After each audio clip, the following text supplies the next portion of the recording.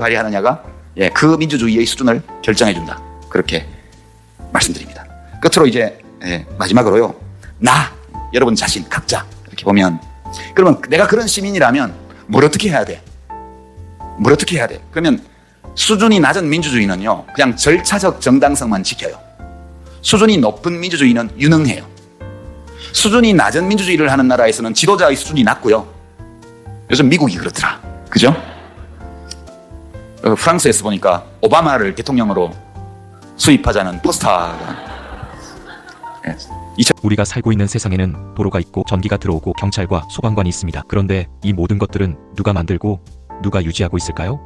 오늘은 유시민 작가의 국가란 무엇인가 제2장 공공재 공급자를 바탕으로 국가는 왜 공공재를 공급해야 하는가, 그리고 이 문제를 통해 우리가 현실의 정치와 국가의 역할을 어떻게 봐야 하는가를 함께 생각해 보겠습니다. 먼저 공공재란 무엇일까요? 경제학에서는 비경합성과 비배제성이라는 두 가지 특징을 가진 재화를 공공재라고 합니다. 비경합성은 누군가 사용해도 줄지 않는 것, 비배제성은 누구도 사용해서 배제되지 않는 것을 뜻하죠. 대표적인 예로는 도로, 전기, 국방, 치안, 기후대응, 교육, 의료 등이 있습니다. 이런 것들은 모두 시민 전체의 삶을 위해 필요하지만 시장은 이를 자발적으로 공급하지 않습니다. 왜냐하면 돈이 되지 않기 때문이죠. 그래서 유시민은 말합니다. 국가는 시민이 필요로 하지만 시장이 공급하지 않는 공공재를 책임져야 한다고요. 이런 주장은 경제학만의 이야기가 아닙니다. 사실 고전 철학자들도 국가의 존재의 이유를 공공재와 연결해 설명했어요. 로크는 자유와 재산을 지키기 위해 사회계약을 맺고 국가를 만들었다고 보았습니다. 인간은 자연 상태에서도 이성적이지만 갈등과 혼란을 피하기 위해 공통의 규칙과 중재자가 필요하다고 봤죠. 즉, 국가는 공공선을 지키는 수단입니다. 흔히 자유시장주의의 아버지로 알려진 애덤 스미스조차도 국가는 국방, 사법, 공공시설 같은 공공재를 공급해야 한다고 말했습니다.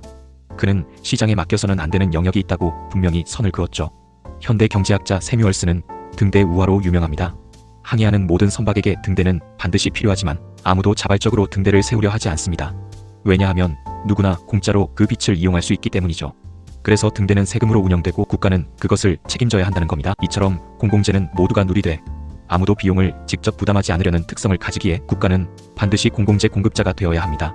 그렇다면 우리는 지금 이런 국가의 역할을 제대로 누리고 있을까요? 한국은 도로망, 전력, 치안 등 일부 공공재 영역에서는 매우 잘 작동하고 있습니다. 하지만 공공의료, 공공주택, 기후위기 대응 같은 분야는 매우 취약하죠.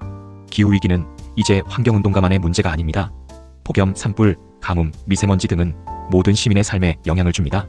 하지만 기업은 수익이 안 되는 문제에 투자하지 않죠. 이럴 때 필요한 것이 바로 국가의 개입입니다. 유시민은 이런 사안까지도 공공재로 보고 국가가 더 적극적으로 나서야 한다고 주장합니다. 여기서 한 가지 더 짚어야 할 게 있습니다. 한국 사회에는 두 가지 유형의 보수주의가 존재합니다. 첫째, 이념형 보수주의입니다. 국가의 정체성을 지키는 것을 우선시하며 국방 강화, 치안 통제, 이념적 충성 같은 키워드를 중시합니다. 둘째, 시장형 보수주의입니다.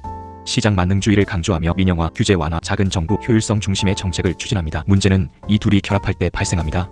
국가는 공공재 공급자 역할을 포기하고 시민은 시장 논리에 맡겨지고 권력은 더 강화됩니다. 실제로 우리가 경험했던 철도 민영화, 발전소 민영화 논쟁, 전력요금 인상 논란 등이 바로 여기에 해당합니다. 이제 우리는 국가가 그 역할을 왜곡한 두 가지 대표 사례를 살펴보려 합니다. 첫째는 2024년 12월 윤석열 전 대통령이 계엄령을 선언하고 국회를 무력화시킨 사건입니다.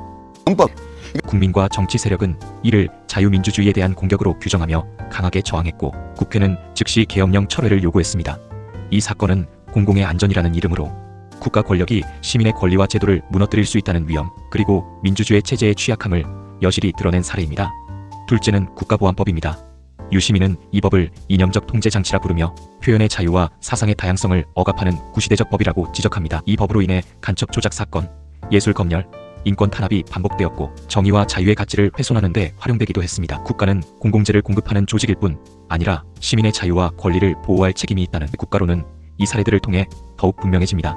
오늘 우리는 국가가 등대처럼 공급해야 할 공공재, 그리고 그 권력이 오히려 시민을 위협할 때 어떤 일이 벌어지는지를 살펴봤습니다.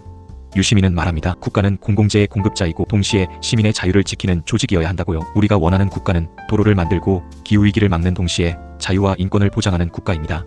다음 3장 국가는 계급 도구인가? 에서 우리는 권력과 자본, 억압의 문제까지 더 깊이 들여다보겠습니다. 시청해주셔서 감사합니다. 구독과 좋아요, 댓글로 의견을 나눠주세요.